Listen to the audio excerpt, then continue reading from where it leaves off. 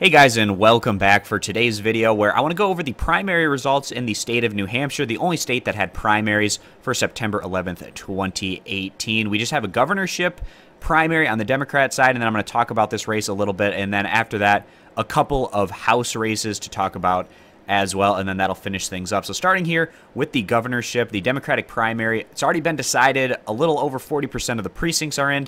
And Molly Kelly is going to go ahead and win this one right now, doubling up Steve Marchand in terms of that voter number. And the Democrats are going to have an uphill climb here in the state of New Hampshire, trying to take down incumbent Republican Governor Chris Sununu. And I believe before Sununu became governor in 2016, the Democrats had the governorship for over a decade. So trying to get this seat back on their side, not going to be easy, because we go over to the Cook Political Report, and you see here they have the state of New Hampshire with Sununu, the incumbent, in the likely Republican category. Like I said, he's got pretty good favorable numbers. Not going to be easy to take him down in this incumbent situation.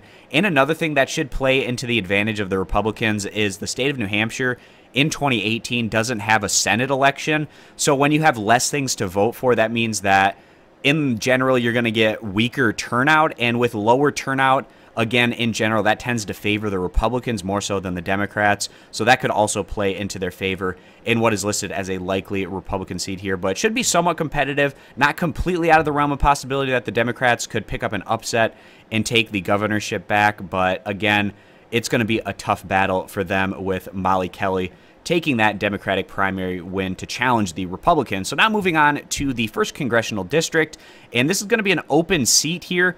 There was a Democrat in the seat that's retiring, and on the Democrat side, a ton of candidates. Pretty interesting race, actually, on the Democrat side. So amongst the top 2 contenders, it was expected to be Chris Pappas and Maura Sullivan. And the projected winner of this before we actually counted the vote was going to be Maura Sullivan. But Chris Pappas, as you can see with this vote number, he's already been declared the winner. He has over 20% more of the vote than what Sullivan has. So a very strong turnout here for Chris Pappas, who is a member of the LGBT community. But it was going to be a tough challenge for him. At least that's what people thought from Sullivan, because she had the Emily's List backing. Also, she worked for the Obama administration, a veteran. Just a lot of things lining up where people thought that she was going to probably win this one at the end of the day, but that just hasn't been the case here, as Pappas is going to go on and claim this primary for the Democrats in the 1st District. And then on the Republican side, it hasn't been called yet. Pretty close here. A little over 40% of those precincts are in. Eddie Edwards is ahead by a little over 1,000 votes. So he's in a pretty good spot right now to go on and win this one, but still certainly too early to make a call for a winner on the Republican side. And whoever does end up winning on the Republican side, it's going to likely be somewhat of a competitive race here in the 1st Congressional District in New Hampshire. But before I go over and look at the 538 map of the state of New Hampshire with these races, I also just want to quickly touch on the 2nd Congressional District here. The incumbent for the Democrats, and Kuster, this is listed as a very solid Democratic seat. Also, they have that incumbent advantage. Still a really close race here on the Republican side. A little over 40% of those precincts are in. Stewart Levenson is ahead by just 1 vote in this one.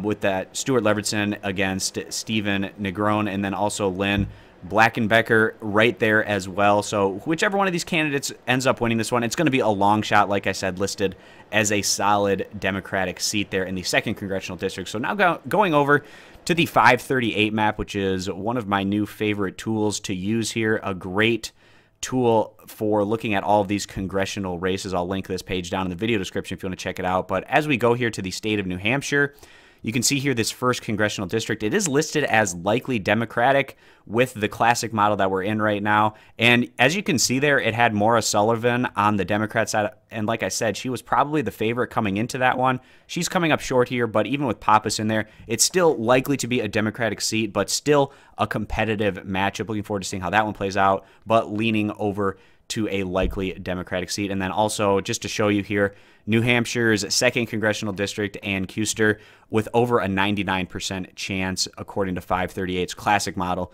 to win that one as well. So that's all of the results here for the state of New Hampshire, guys. Just do a quick recap. The Republicans have the advantage with the incumbent here to retain the governorship against a Democratic challenge from Kelly. And then in terms of the 1st congressional district, probably going to be a pretty competitive matchup, but it is listed as likely Democratic. And then the 2nd congressional district with the incumbent on the Democrat side listed as a solid Democratic seat. So that's going to wrap up this video, guys. Thanks for stopping on in. Hope to see you back here for future videos. Subscribe for more. And if you have any comments on this particular primary here in the state of New Hampshire, you can throw those down in the comments section. So we'll see you back here for tomorrow's video.